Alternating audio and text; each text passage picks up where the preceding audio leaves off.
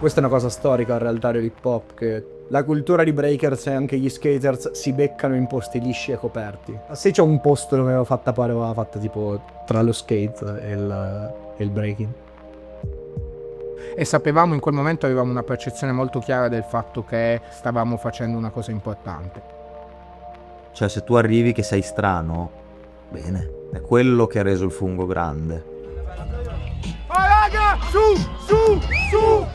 3, 2, 1, fungo! Punto 1, questo è il fungo, non chiamarlo mai muretto. Punto 2, c'è chi si sbatte, quindi portagli rispetto. Punto 3, cazzo pretendi se non vieni mai al distretto. Punto 4, vai sul palco e quando parte il tempo porta sopra una fossa. L'esperienza col collettivo è stata passo passo, nel senso che prima ci siamo conosciuti io e Edo, poi ricordo che è Ciurciu, che poi è diciamo una parte della Restraining Stirpe. Poi mi ricordo ancora ci siamo conosciuti con Pad fuori dagli amici al portello, una sera in cui eravamo io e Edo che facevamo freestyle e lui si è aggiunto perché passava di lì per caso, ci siamo scambiati qualche rima.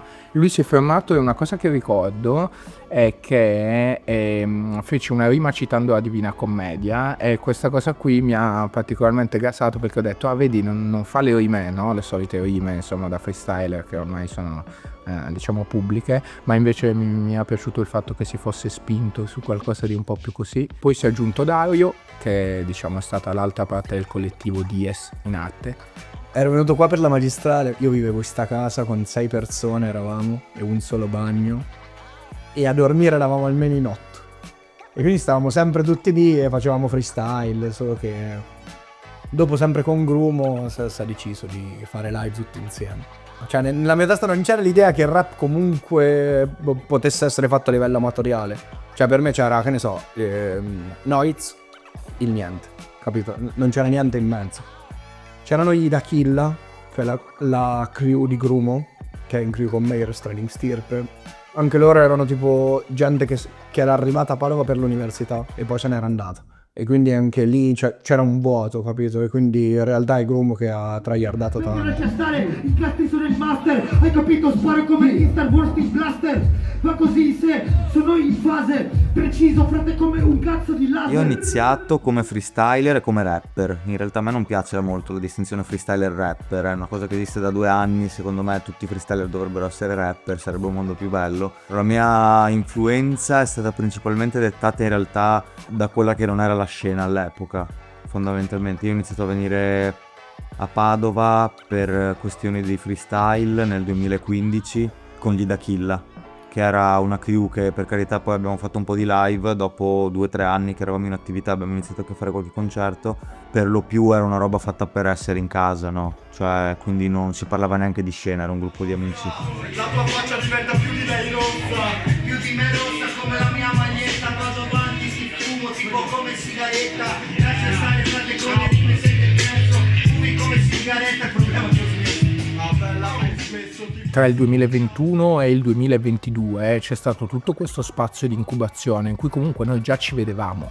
Cioè noi ci vedevamo, facevamo freestyle tra noi, c'era Sinos, c'era Roma, c'era Dragums, tutta gente che già gravitava intorno e lo facevamo nel salone di Casa Vecchia di Edo, in Viale Arcella 1, gran posto, e arrivavamo anche a punti in cui eravamo in 10, in 20, quando poi abbiamo visto che questa cosa qui aveva avuto un tempo di incubazione sufficiente per poi portarlo all'esterno, perché all'inizio avevamo la regola che se vieni a vedere il freestyle devi fare freestyle per forza, cioè non avevamo spettatori, non volevamo spettatori, volevamo solo gente attiva nel farlo.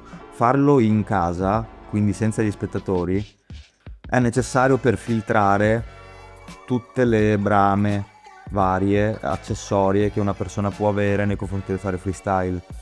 Per quello cercavo di tirarmi la gente a casa. Ci sono stati appunto 2 anni, un periodo che è durato 2 anni, da quando gli Dakilla si sono sciolti a quando la Restraining Stirpe è iniziato a formarsi, in cui io fondamentalmente ho cercato in giro per Padova gente che volesse fare freestyle, però trovavo solo gente che voleva farlo in giro, e questo ha dato la necessità che il posto fosse al chiuso, e abitando io lì è successo che si è finiti a casa mia. Ho fondato una scuola dentro al mio salotto, prima in 2, poi in 3, poi in 4, dopo in un botto. Ho diffuso la cultura come neanche immagini e l'ho fatto per natura, anche ora resto ai margini. Per il discorso opposto, Si chiama il fungo perché sembra un fungo. Perché è lì che stava la cultura hip hop a Padova. Anche storicamente i breaker si beccavano al Trib, che è tipo 40 metri più in giù, capito? Andammo io e Gian, e noi, sia per un motivo di rispetto, sia per un motivo di visione, avevamo deciso di metterci in quel luogo lì, perché lì girava già l'hip hop. Inizialmente abbiamo addirittura pensato ci mettiamo al Trib, e abbiamo deciso di non farlo sempre per un discorso di rispetto, per non fare un'appropriazione culturale, no? Perché non è che puoi arrivare lì e dire questo adesso io vengo qua. Quindi ci siamo messi un po' di fianco, però comunque che loro vanno lì a allenarsi alle 6, finiscono di allenarsi e possono passare da noi. E alla fine, appena abbiamo visto il fungo, ci siamo messi lì davanti e abbiamo detto, beh, questo mi sembra che sia il posto giusto. E abbiamo anche avuto una discussione su come chiamarlo, perché eravamo lì che ci guardavamo e fa, come lo chiamiamo? Chiamiamolo il disco. E Edo mi fa, no, il disco è bruttissimo, non possiamo chiamarlo il disco, chiamiamolo fungo. Ragazzi. E poi da Padova, Grumo. Yeah. Lascia stare, non mi fermo, rappresento duo crew, una città ed un movimento. Vecchio lascia stare, ti distruggo, se non conosci Padova apri Instagram e scrivi fungo. Yes. Sì, allora, il movimento del fungo è la naturale evoluzione di quello che era il movimento della restraining stirpe, ovvero fondamentalmente questa ricerca di socialità che ha portato i suoi frutti per un insieme di, secondo me, accortezze che ci sono state sia da parte delle attitudini individuali di chi ha deciso di farne parte nel primo momento, sia del fatto, come dicevamo, del riportare le regole degli Dakilla. Questa roba qui l'ha fatta pian piano crescere fino a che eravamo sempre di più. Cominciamo ad aggiungere gente perché trovavamo sempre più gente per fare freestyle, e quindi avevamo sto gruppo con 50 persone. 50 persone infottate di rap, che comunque è un bel megafono. Un fatto non secondario che comunque ci ha spinti a dire ok, portiamolo fuori, è stato il fatto che ha riaperto il Muretto di Milano. Cos'è un muretto? Praticamente il muretto è una zona di Milano, in San Babila, dove si beccava la gente a fare freestyle tipo 2005-2010. E si vedevano lì, ma tipo Emischilla, Nerone, Enzi, comunque gente che poi è diventata famosa nel panorama nazionale, e anche altra gente. Il Muretto di Milano viene ripreso da tutta la scena lombarda, in realtà, non solo i milanesi ma tutti i lombardi che orbitavano intorno al discorso Muretto di Milano, e si ribeccano lì e cominciano a fare tipo 100-150 persone a sera. E quindi noi vediamo sta cosa, e come tanta altra gente in realtà, perché adesso c'è un muretto in ogni città d'Italia, però e si chiamano muretti perché hanno cominciato loro, capito? Noi lo vediamo, diciamo, cioè se non lo dovevamo fare noi, cioè chi lo fa a Padova, capito? Però non lo chiamiamo muretto, lo chiamiamo fungo, perché tanti dicono il muretto di Firenze, il muretto... Noi invece no, lo chiamiamo fungo, perché sta il fungo, perché c'è la cultura nostra. Quindi poi si sono iniziati ad aggiungere Dragums, Tide, adesso abbiamo anche Sinos, Roma, Pascal, tutta gente che ha iniziato a darci una mano. One Two, in realtà One Two ci segue già da prima, è uno degli storici, insomma, tutta gente che ha voluto dare una mano, e perché no, si è cominciato e quant'altro. Adesso il collettivo ovviamente è molto più strutturato rispetto a quando siamo partiti, cioè nel senso c'è una struttura che è molto più forte, tra virgolette, anche perché quando devi completare delle task velocemente hai bisogno di una struttura un po' più fluida, ecco. Però c'è stata tanta gente che ci ha dato una mano, e a cui secondo me vanno dei ringraziamenti molto sentiti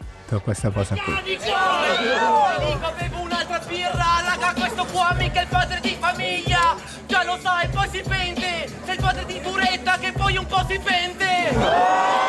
ATP, cosa dici quando parli? Non ti sto capendo, prova ancora sti quarti. Non lo so se ATP è orfano, però potresti essere il ragazzo tossico.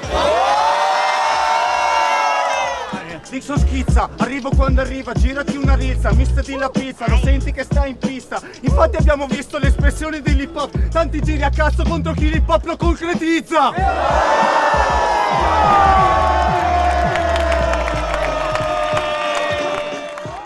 Nel freestyle il modo giusto di porsi è quello che è giusto per se stessi. Non esiste una norma, un'educazione, un accordo fra individui. L'unico accordo che c'è è che c'è la base, bisogna dare tempo, bisogna chiudere le rime, Io sono fortemente convinto che comunque nel momento in cui stai facendo freestyle sei scollegato dal piano della realtà, quindi fondamentalmente quello che uno dice in freestyle non sono cose né che pensa davvero né che in qualche modo possono essere considerate come un programma politico. Ecco, io mi indignerei molto più per un programma politico che per una quartina. È capitato che una ragazza appena abbiamo finito è venuta a chiedermi: ma quando smetteranno i freestyler di fare le battute sessiste piuttosto che su tutti questi topic qui? E la mia risposta è stata: quando il pubblico smette di ridere, perché comunque il contenuto che tu porti è un contenuto che riflette la cultura che è intorno. Prendersela con il freestyler perché dice quella cosa lì secondo me è assolutamente riduttivo, ma è così come prendersela con il linguaggio perché magari non, diciamo, uno può pensare che veicola discriminazione, no? Quando in realtà quella cosa lì è molto più subdola ed è troppo facile indicare la parola dicendo no, questa parola non si usa perché veicola un messaggio, ma tanto quel messaggio lì esiste, quindi che fai? Metti la polvere sotto al tappeto e fai finta che non esista? Lo fa noi freestyler. Se io faccio una battle contro di te e per chiuderla ho bisogno di bestemmiare o di insultarti la madre, da noi sei visto come uno scarso. Cioè, capito? E questa è una cosa che fa la gente che ha gli inizi. È come chiudere le rime in are. Io che sto dentro la cultura, che sto dentro il movimento, per me non è un problema. E dall'altro lato capisco che per chi si approccia a queste cose, vedere le persone che sono scarse ma semplicemente perché sono all'inizio è disturbante. Bisogna bilanciare l'inclusione al linguaggio corretto, capito? Io personalmente uso molto scurrilità e robe del genere, ma è una pecca mia. Non è perché sia figo, anzi per ste robe qua poi perdo alle battle. E non riuscire a uscire da determinati repertori è una debolezza in realtà dei freestyler, una pochezza, una sorta di omologazione anche, quindi una perdita di originalità, una perdita di stile. Avete preferito oggi Kay e Bibo Ibra alla mia destra, potete fare casino al 3, 1, 2, 3.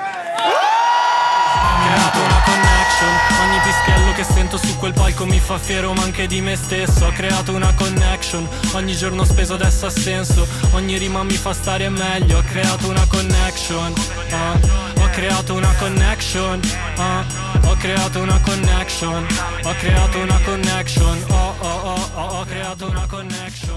L'evoluzione del collettivo è imprevedibile. Il modo in cui una persona vive il fungo è comunque molto personale in realtà, cioè ognuno ha il suo percorso. Continua ad andare avanti parallelamente il discorso del crescita personale, mettersi in gioco, scoprirsi anche in un certo senso, ma c'è anche tutto un aspetto sociale. Cioè prendere persone che magari sono sole, che hanno problemi, che hanno pensieri e dargli un posto dove possono sentirsi a casa loro. Qualche tempo fa si avvicina questo ragazzo che mi dice, lui ha una bambina, sposato con una bambina e quant'altro, e una delle cose che dice è: io sono contentissimo di essere venuto qui il martedì perché venire qui, rappare o comunque stare con la gente a cui piacciono le stesse cose che piacciono a me mi dà la forza poi per andare avanti la settimana e di portare avanti la settimana senza diciamo sentire questo peso, per sfogarmi e quant'altro. Il discorso fondamentale del fungo è che appunto non è un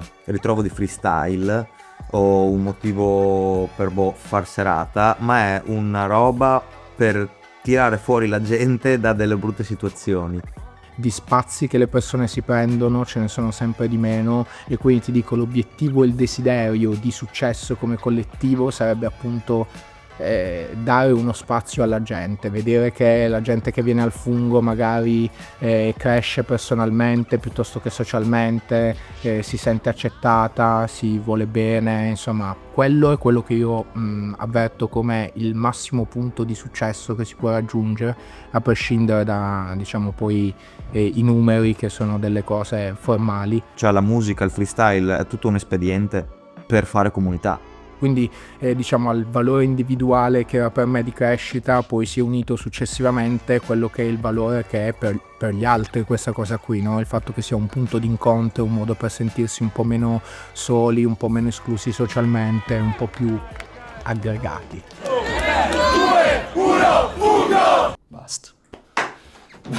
Uomini forti, destini forti, Luciano Spalletti. Questa è importantissima. Abbiamo vestiti larghi perché il resto ci sta stretto. Questa è controcultura, non un sogno nel cassetto. No, vieni al distretto, qualcuno ci è venuto in senso stretto. Fumo e tosse, sembra un lazzaretto. Qua si fa musica, mica intrattenimento. Sperperiamo rime, fra non ci trattieni in tempo. Mettici un lucchetto, sto rap guarisce le ferite e ti fa tipo da rap unguento. Presenze demoniache tipo poltergeist. Senti un pezzo di sto tape, ti sale forte ai hype. Noi facciamo 1000 incastri anche senza likes. Mentre snitch in giro stanzo nuovo 69. Qua non si fa rap per il nome, siamo il top senza lode.